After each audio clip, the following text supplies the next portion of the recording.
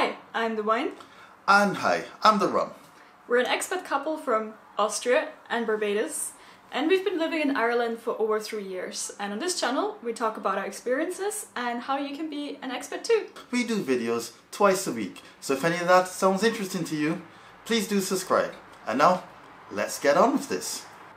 So today we're talking about one very important topic for people in Ireland, pub culture. And it's a bit of a stereotype, and there might also be some misconceptions about what the pub culture is actually like. So we thought we'll do a video about things not to do or not to expect from a pub in Ireland to make sure when you come here, even if it's just as a tourist, you'll know how things work and you'll be able to fit right in. So the first point on the list is maybe the most confusing one to people when they first come to Ireland, and it's the concept of rounds. So you'll go to a pub with your mates, and one person yes, you're going to the pub with your mates, and the first person will get a round for everyone, so they'll buy a beer for everyone. And then the next person, and if you're new to Ireland you might think, oh wow, people are so generous, they're so nice, everyone keeps buying me a pint. But don't go skipping your rounds in people. It just means that eventually it'll be your turn and you're expected to buy a pint for everyone. So it keeps going in circles. Doesn't need to be necessarily the same night. So if you're a group of 12 people, it doesn't mean you need to drink 12 pints in one night. So you can be like, yeah, I'll only a pint for next time. But just in general, be aware that people might appear very generous by buying you a beer, but it's also kind of expected that eventually you will buy them one in return. Yeah, I do this with my friends all the time when we go. It's like, I'll get the first set, we'll get the next set, and anything that's left over, I'll do it for you the next time. One of those quite unexpected things is people actually coming up into the pub and talk to you, just for no apparent reason.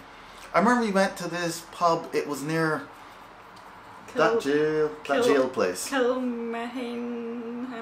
Apologies for the pronunciation. But yeah. That really important jail which was a historical site with things. We'll link to it below in the description. Yeah, but we were there at this pub, and of course, we're hungry, middle of the day, need to get some food.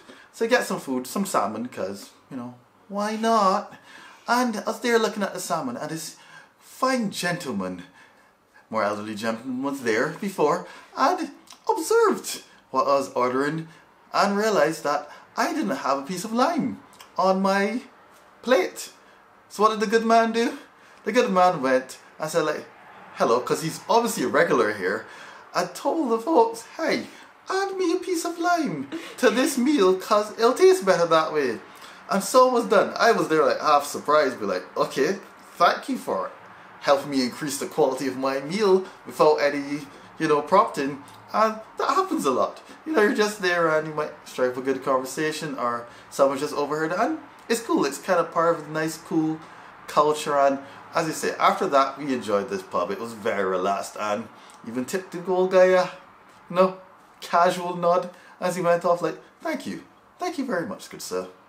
So the first image that might come to your mind when you think about pubs is lots and lots of drinking. And I've noticed a few tourists, when they then walk into the pub and they see a ton of kids, they get really surprised about why are there kids if there's being so much alcohol drunk and everything. But what's important to understand, also from the rum's last point, is that pubs are a meeting place for local people, especially in smaller towns or villages. It's just where you go to hang out. So of course there's also going to be families, there's going to be young children, people might still have a pint, but that's just part of the culture, it's fine. And one thing though, to add to that, just because there's kids in the pub until a certain time usually, later in the evening they'll switch to more actual bar service instead of also serving meal. Do bring your ID, because your ID might get checked, and if you look too young you might get kicked out of the pub. Not saying that's happened recently to me, but it has happened in the past that I didn't realise that was a thing, because I was like, oh, there's kids in there, they won't kick me out. Yeah, it did kick out the kids and me at like 10 PM, so bring your ID. One of the traditional images of when you probably think of an Irish pub is lots of live music and dancing. Unfortunately, this is not an item in every pub. This is quite, by some chances, random. Like for example, I didn't actually ever go into a pub where there's live Irish music until my work Christmas party. Now, that was some crack. But usually you might see a sign and there might be on certain days on which it might happen. If you do go into this live music, that's a treat. If there's not, it's still a treat. So it's just one of those things to look out for.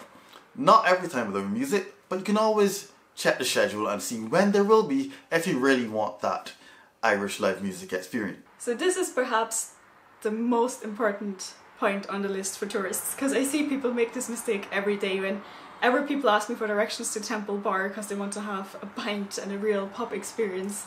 Not saying that pubs around Temple Bar aren't a real pub experience, but there is so much more to pubs than just what you see in Temple Bar, and it irks me when people just stay in Temple Bar and think that's all of Dublin or Ireland's pub culture. Yeah, there's not always just about partying, there's some other things. So in case you don't know, Temple Bar is one of the most famous parts of Dublin. It's on the south side, in the city centre, just close to the river, pretty much just one street lined with pubs, and that's what it's famous for. It's just the pubs. So all of the tourists go there to have the Irish pub experience, but the prices are also, as you'd expect in a touristy area, super high, and it's not really necessarily that much of an authentic experience, to be honest. Like, if you don't see locals in the pub, then it's probably not really the authentic experience.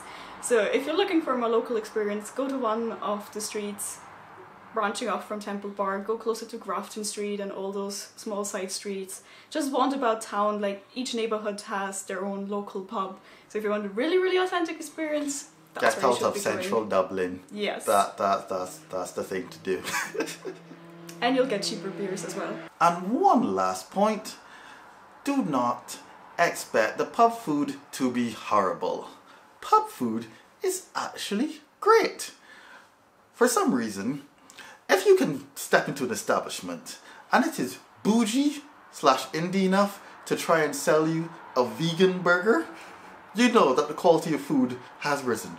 It's not going to be all fish and chips or your traditional stuff. You go to different pubs, you can really get some crazy different menu. Like just this week, I was going to a pub and I was still like thinking about, this fish pie looks good, or this seafood chowder.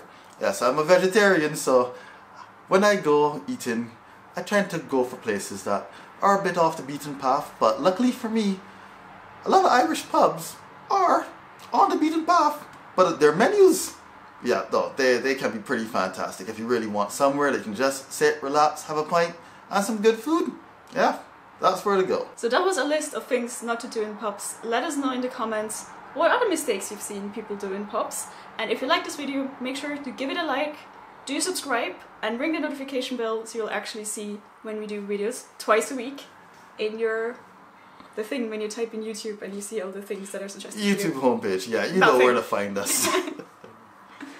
And with that, we bid you adieu. Bis später. Bye!